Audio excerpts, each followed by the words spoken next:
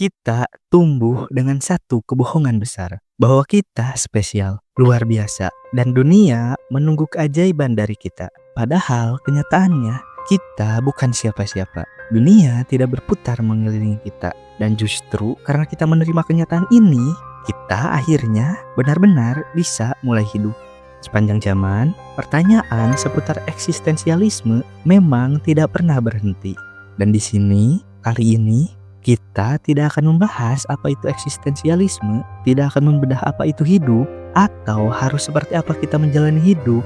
Tapi kita akan membahas bahwa kita atau kebanyakan dari kita itu bukan siapa-siapa. Dan itu tidak apa-apa.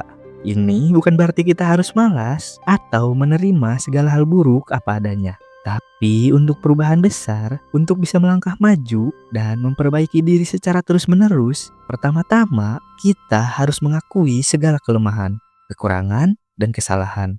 Dan ini dimulai dari mengakui bahwa kita saat ini bukan siapa-siapa. Kita tidak sehebat yang kita kira. Dan sekali lagi, itu bukan masalahnya.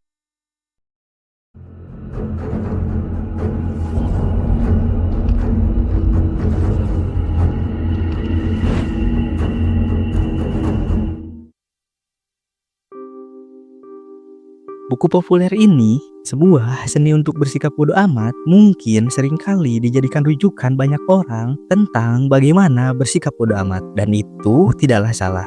Namun, aku ingin kita melihat dimensi lain yang sama pentingnya di buku ini, yaitu menyadari dan menerima bahwa kita bukan siapa-siapa.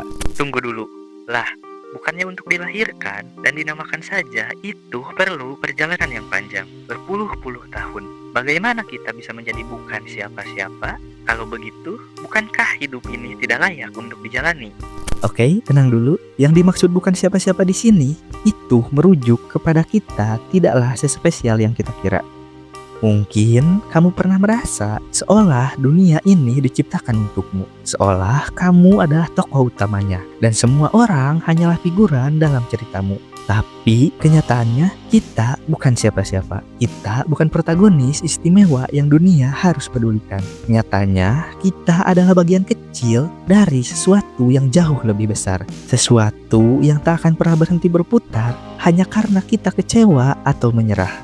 Perasaan atau anggapan bahwa kita istimewa dan semua orang harus peduli pada kita biasanya ada pada diri anak muda. Jadi, video ini mungkin tidak cocok untuk orang-orang dewasa yang telah mencicipi asam garamnya dunia.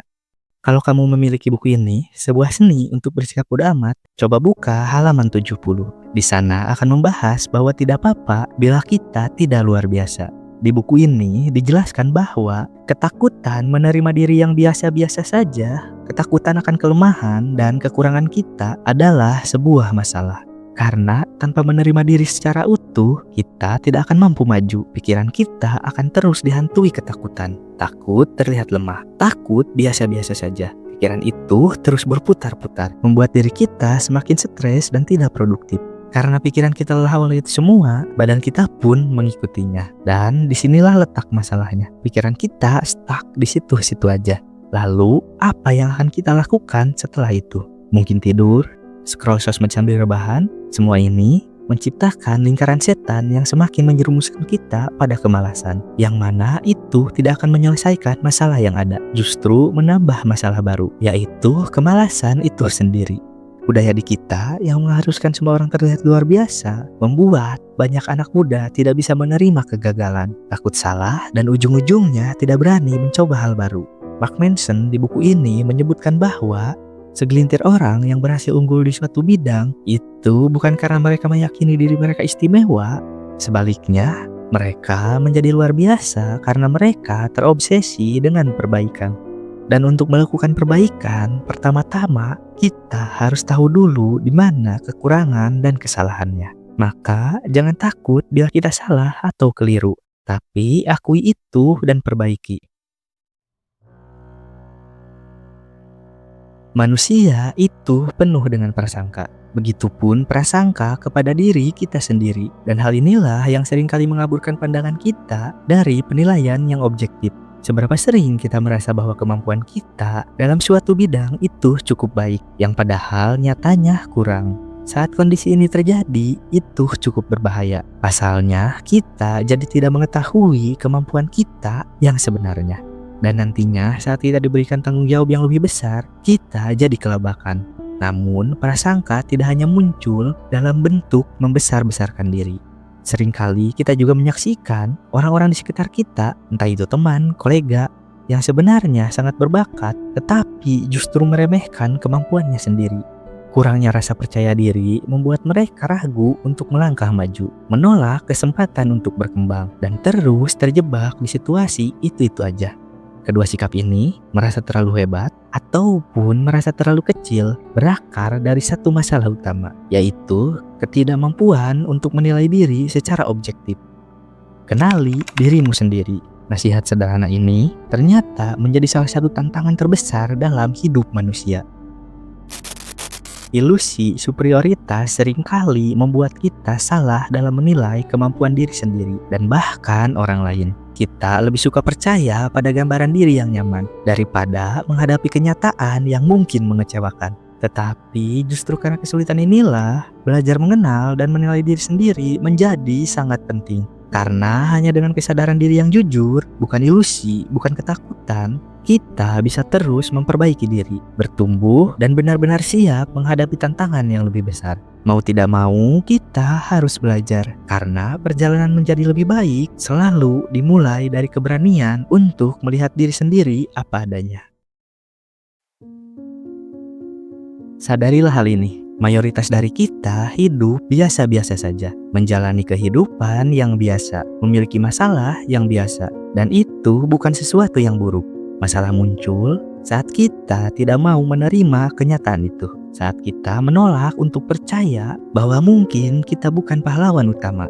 Kita menjadi hancur setiap kali hidup tidak berjalan sesuai harapan. Dalam bukunya Outliers, Malcolm Gladwell mengatakan, kesuksesan bukan hanya tentang bakat.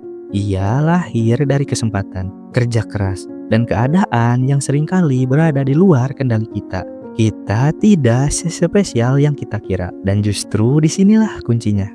Menerima bahwa kita biasa, menerima bahwa kita bukan pusat semesta, itu bukan kelemahan. Itu adalah kekuatan. Karena hanya setelah kita berhenti merasa berhak atas segalanya, kita bisa benar-benar berjuang untuk sesuatu. Menerima bahwa kita bukan siapa-siapa bukan berarti menyerah. Menerima bahwa kita biasa justru membebaskan kita. Bebas dari tekanan harus sempurna. Bebas dari obsesi untuk diakui. Bebas untuk belajar, untuk gagal, untuk memperbaiki diri tanpa harus terus-menerus membuktikan sesuatu ke dunia. Kita mungkin tidak akan pernah mengubah dunia, tapi kita bisa mengubah dunia kecil kita sendiri. Sedikit demi sedikit, membangun kebiasaan baik, menyelesaikan satu pekerjaan kecil hari ini, mengalahkan rasa malas hari ini. Terima kasih.